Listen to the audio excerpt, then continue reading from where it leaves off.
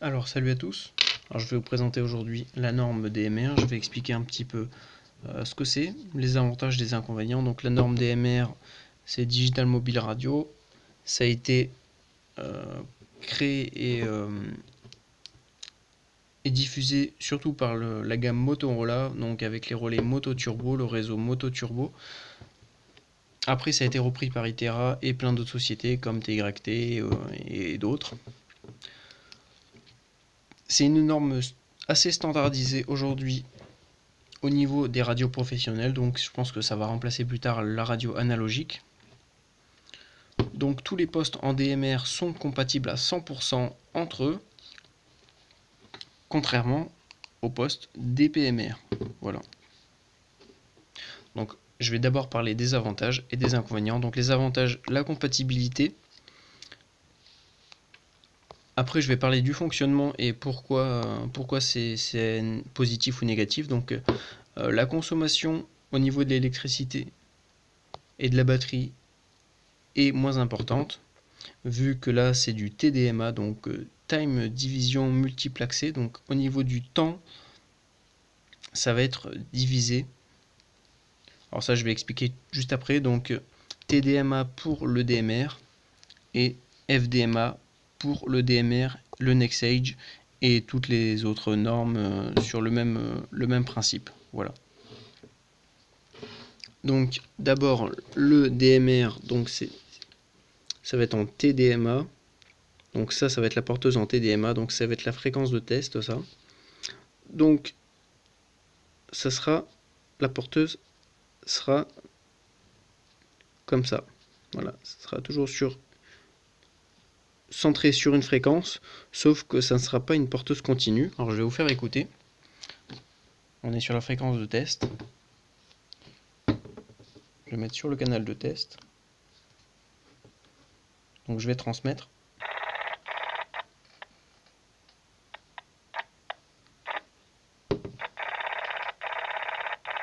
J'ai plus de batterie. Attendez 2 secondes.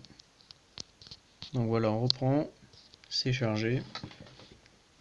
Donc on transmet.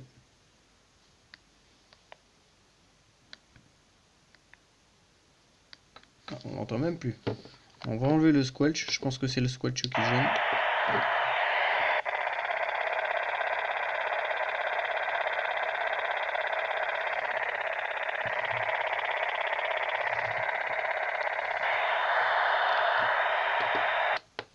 Donc vous voyez qu'au niveau du signal, c'est pas régulier. Le signal varie en permanence. Ça, c'est dû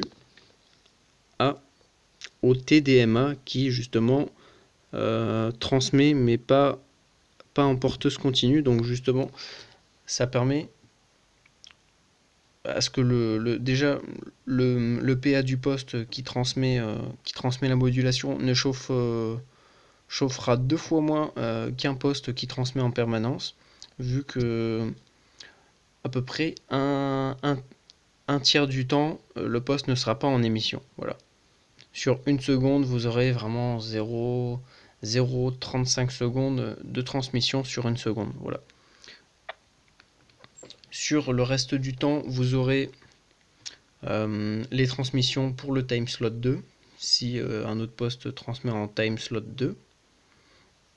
Et l'espacement qui va rester va servir à séparer les deux time slots. Donc si on zoome sur ce genre de porteuse en TDMA, on aura un bloc, ça sera de la data, un petit espacement, une autre transmission. Donc ça sera pour le time slot 1, l'espacement qui sépare les deux time slots pour pas qu'ils se chevauchent, le time slot 2, et ça va recommencer. Là on aura le time slot 1, etc. etc. Voilà. Donc ça permet sur une seule fréquence en 12.5 via un relais d'avoir 2 transmissions simultanées. Donc on va essayer, peut-être que là on en aura un, non, on n'en a pas. Voilà, donc ça c'est les avantages au niveau de la consommation et au niveau de la non-détection via un close call, vu que le signal n'est pas fixe. Donc par exemple, si on se met en close call et qu'on transmet en DMR, il ne sera pas détecté. Voilà, vu que la porteuse n'est pas continue.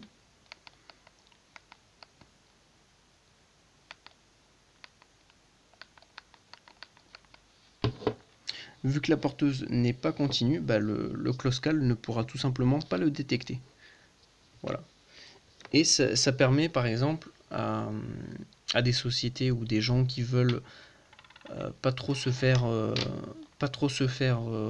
localiser, d'utiliser ce mode de transmission. Et vous voyez que si on essaie de trianguler par exemple une position d'un utilisateur DMR frauduleux par exemple, qui utilise un réseau sans l'autorisation, et bien, si on utilise un récepteur standard, une radio standard ou un récepteur Uniden ou un scanner lambda, le signal va varier en permanence, donc on ne pourra jamais savoir dans quelle direction est le signal le plus fort. Voilà.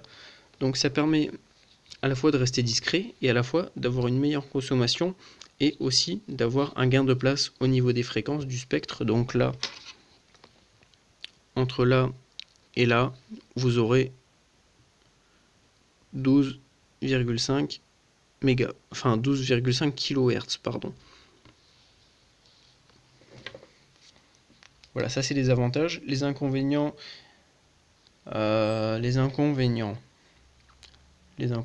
ben, je vais réfléchir, je vais vous dire ça de suite. Alors quasiment le seul inconvénient que je vois, c'est au niveau des relais. Donc un relais duplex professionnel, ça fonctionne avec un poste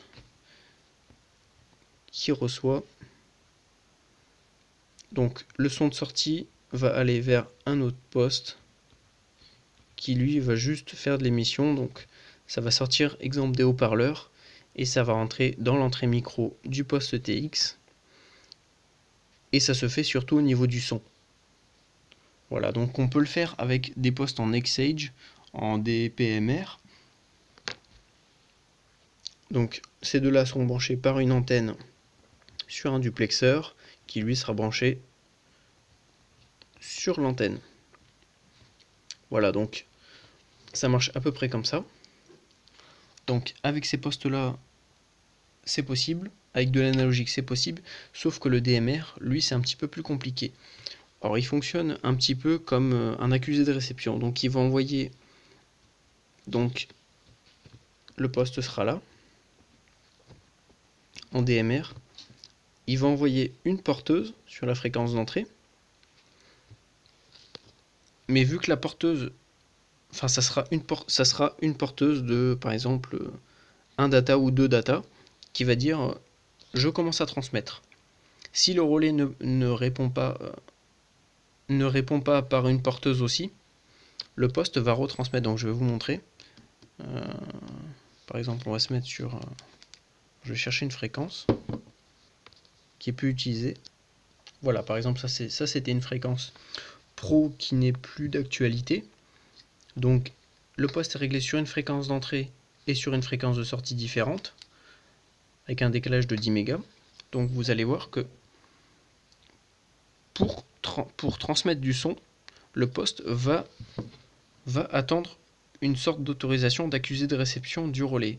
Si le poste ne reçoit pas ça, il ne pourra pas passer en émission. Pour lui, il n'est pas à portée du relais, donc il ne pourra pas transmettre. Donc voilà. Vous voyez que je reste appuyé et le poste ne transmet pas.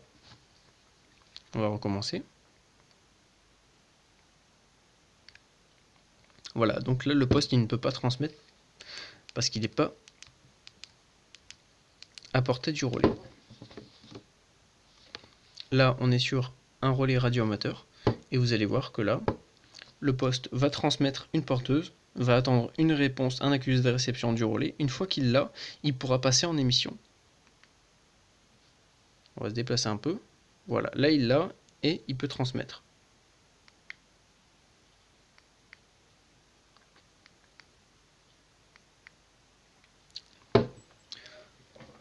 Donc si on veut nous-mêmes fabriquer notre relais en faisant des branchements au niveau du son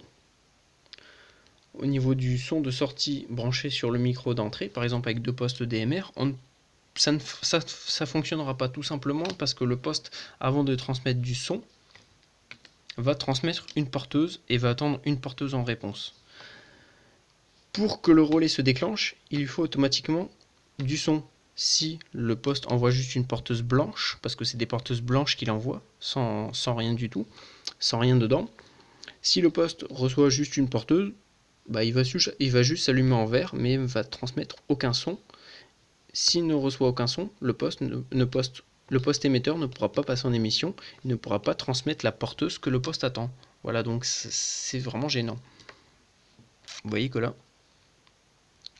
une fois que le poste a reçu son accusé de réception, il peut se mettre en émission. Donc ça, c'est l'un des points faibles, enfin des points négatifs que je trouve à la norme DMR. Mais bon, on n'y peut rien. Je diffuserai une autre vidéo par rapport à certaines idées que j'ai trouvées pour justement réussir à faire un relais vraiment DMR à bas coût et légal.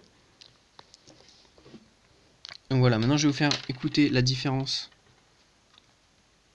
avec du DPMR et NextSage, c'est pareil, hein, au niveau du son c'est pareil. Et vous allez voir que par contre, les DMR ne sont pas compatibles avec les DPMR, tout simplement parce que, alors je vais expliquer. Alors déjà, je crois que c'est la porteuse DPMR ou NextSage, ça se fait sur la moitié du 12.5, donc 6.25. Donc la porteuse sera continue, mais au niveau du milieu de la fréquence, donc 400, non, j'ai marqué n'importe quoi, 435, 150. Au niveau de la porteuse, pour le DPMR, je crois pas qu'il y a de time slot. Hein. La porteuse sera que d'un côté, donc ça sera pour le time slot 1. Donc ça c'est bien la porteuse centrale, et le time slot 2 sera de l'autre côté. Voilà. Donc voici la différence entre le DMR et le DPMR. Donc ça c'est TDMA et ça non. Si c'est ça, TDMA et FDMA. Donc frequency division multiplexée, donc séparation des fréquences pour un multiplexé. C'est tout ce qui est NextSage et DPMR. Et les normes ne sont souvent pas compatibles entre elles. Même entre les DPMR, il y a des problèmes de compatibilité. Alors que le DMR, lui, occupe la même largeur de fréquence, sauf que la consommation sera déjà moins importante au niveau de la batterie, vu que le poste ne transmet pas vraiment en permanence, vu qu'il y a des séparations au niveau du temps. En plus de ça, alors c'est un point positif, un point négatif, on aura plus de mal à le localiser par rapport au bar graphe du signal, vu que le signal varie en permanence, vu que le scanner se réfère à un signal dans ce sens-là et non dans ce sens-là. Voilà, donc c'est un point positif et un point négatif.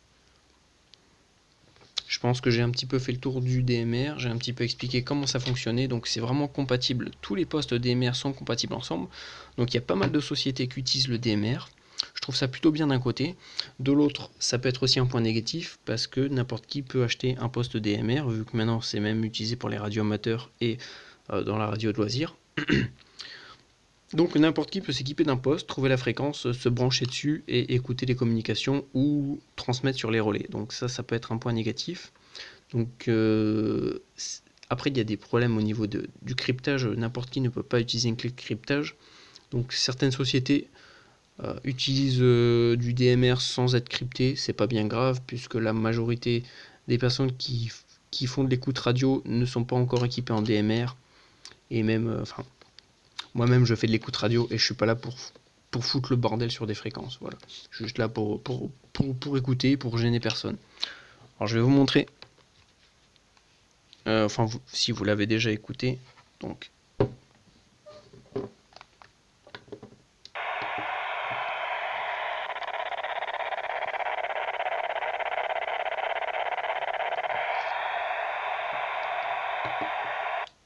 Donc voilà, ça c'est vraiment du DMR. C'est pas facile à localiser. Pas mal de sociétés utilisent, donc maintenant je vais vous faire écouter le NextSage ou le DPMR, c'est pareil.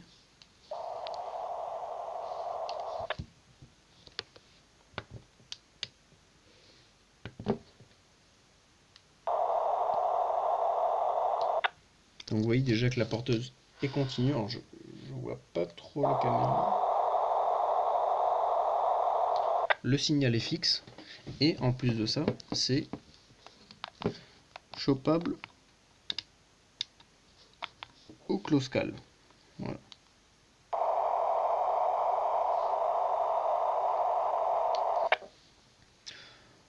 Donc pour le DMR, c'est vraiment, ça peut être un point positif. Par exemple, si une société veut quand même rester un minimum discret, si par exemple ils sont sur un secteur et qu'on s'amuse à se trimballer avec un close call sur soi, on ne détectera pas les porteuses des postes. Par contre, si on est à portée du relais, alors les relais, vu que les time slots, enfin, si on reçoit une porteuse d'un portatif en DMR, on va recevoir que ça et les mêmes plus bas. Donc tout ça, ça fera un espace. Tout ça sera blanc au niveau de la porteuse, enfin au niveau de la fréquence. Et donc le poste ne pourra pas détecter, ça va être vraiment séparé au niveau du temps. Par contre les relais, vu que ça sera de la data vachement plus serrée, si on est vraiment à portée du relais, alors certains pourront me dire que c'est pas vrai, j'ai un relais DMR juste à côté de chez moi et même sans antenne, mon scanner en close call arrive à le détecter. Donc vu que les données du timeslot 1 et timeslot 2, vu qu'ils sont transmis en même temps, même si c'est du blanc, donc le relais va transmettre, dès qu'il transmet, même s'il n'y a personne qui parle, par exemple s'il veut laisser une porteuse pour voir la puissance, enfin souvent ils font ça, hein. Le relais transmet régulièrement une porteuse blanche, le relais transmet timeslot 1 et timeslot 2, même s'il n'y a rien dedans. Voilà, donc vu qu'au niveau de la porteuse centrale, les deux sont vachement plus serrés. Le relais, enfin le scanner, dès qu'il est vraiment prêt, considère ça comme une porteuse pleine, vu que les deux time slots sont vachement plus serrés et sont transmis en même temps avec un gros signal. Voilà, donc les relais DMR peuvent être détectables, mais les portatifs, par exemple si on est sur un secteur utilisé par des radios DMR, ça ne sera pas détectable. Par contre, si on est à proximité d'un relais DMR, ça pourrait être détectable. C'est le seul que j'ai détecté, mais donc c'est que ça peut être faisable. Voilà, donc ça peut être un point positif pour les sociétés qui veulent rester un minimum discrètes sur les ondes, pas se faire choper comme ça par un close call ou un fréquence mètre. Les fréquences mètres aussi, hein, ça le fait. Hein. Pour les relais, je sais pas, mais pour les portatifs, ça ne marchera pas non plus. Ça, c'est clair et net. Donc ça peut être un point positif de ne pas se faire choper la fréquence de sa société ou d'une opération en cours par un close call. Voilà. Donc ça c'est vraiment le gros point positif du DMR, en plus de la durée plus longtemps, de l'autonomie de la batterie, vu qu'il y aura moins de transmission. Enfin, le réel temps de transmission du poste sera vachement moins important que sur un poste NXH ou analogique. Voilà. Donc dans une autre vidéo, je vais expliquer un petit peu mes idées pour créer un relais DMR sans en acheter un, parce que ça vaut une petite fortune. J'explique un petit peu le problème des relais. C'est l'un des seuls problèmes que je vois au DMR. Donc voilà, c'est vraiment le top du top. Ah oui, et pour le DMR, le point positif, la qualité audio n'a rien à voir avec du NXH ou du DPMR. À côté, le DPMR, c'est pour les gosses. Vraiment, je vous jure que la qualité est vraiment impressionnante sur le DMR avec un vrai poste. Hein. Si vous le décodez avec des SD+, la qualité sera vachement réduite. Mais franchement, le DMR, il n'y a vraiment rien à dire là-dessus. Au niveau de la qualité du son. Voilà, j'espère que ça vous a plu. Et à la prochaine pour une autre vidéo.